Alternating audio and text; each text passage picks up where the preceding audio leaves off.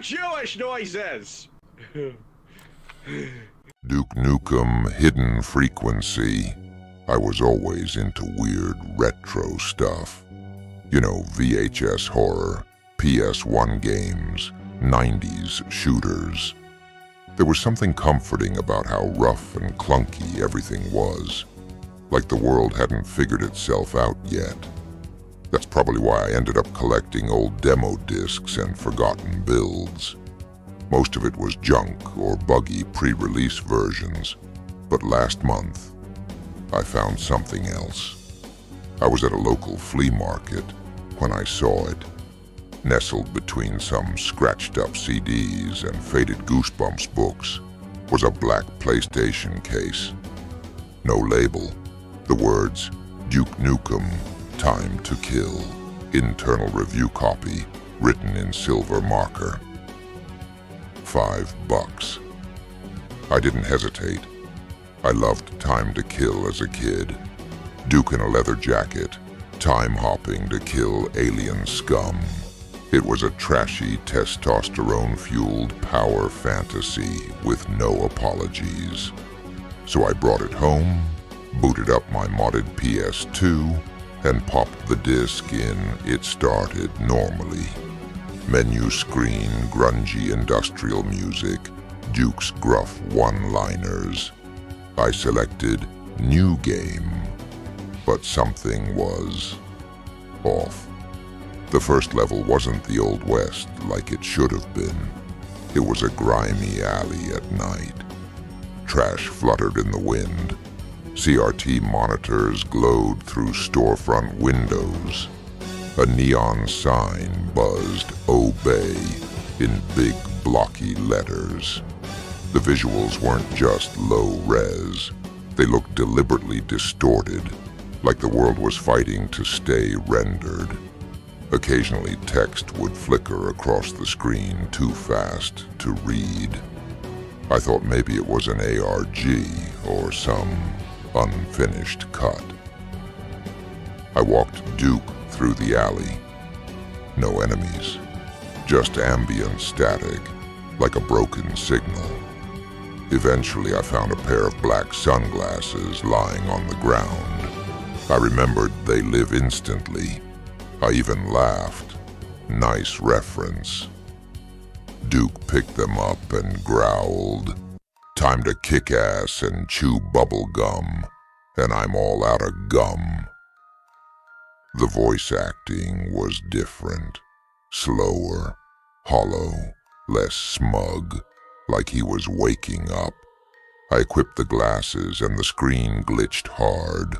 Horizontal lines, inverted colors, a loud buzzing. Then everything changed. The alley was the same, but not. The buildings now pulsed with fleshy, organic texture. The signs didn't say, "Obey" anymore. They said, "Sleep, submit, feed us." The people walking by were no longer people. Their skin was translucent, their eyes empty sockets, alien, reptilian, like the ones from They Live. And Duke? He didn't say anything for a while, just stood there. Then he muttered, "What the hell is this?" That wasn't from the original game. That line wasn't anywhere in Time to Kill. I kept going. Every level after that was a twisted, altered version of the original stages. The strip club level. The dancers were skinless, their movements jerky like broken puppets. The Roman Colosseum, full of civilians cheering, but with the glasses on, they were cheering for executions. At one point, you walk past a mirror, and Duke doesn't reflect, just a shadowy figure watching you from behind your own POV. There was no HUD anymore, no health bar, no ammo count, just static. At the end of one level, you find a TV studio. Cameras point at a podium. You hear voices behind the walls, alien voices, cold and commanding. They're talking about frequencies, sleep cycles, compliance. They mention Earth as a project, and their cycle is almost up. One of the screens in the studio flashes code for a split second.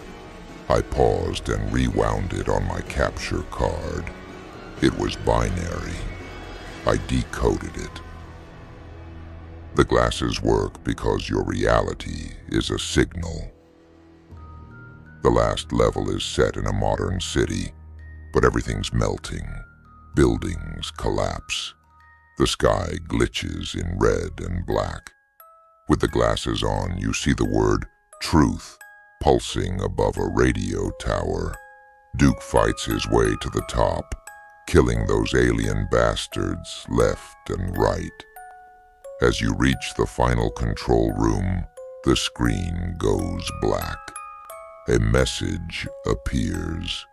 You've seen too much. This copy will now erase itself. And it did. My PS2 shut off. The disc wouldn't boot again.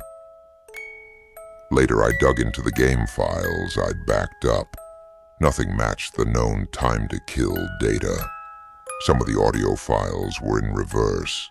One of them, when reversed back, was a distorted version of Duke's bubblegum line, but it ended with, "They live, we sleep." Sometimes I see that phrase in random places now, reflected in windows, in TV static. Once in a dream, Duke was staring at me through the sunglasses. "Put 'em on," he said, "or stay blind like the rest." Haven't put them on, not yet, but I keep thinking about that line, time to kill. Maybe it wasn't about aliens. Maybe it was about us.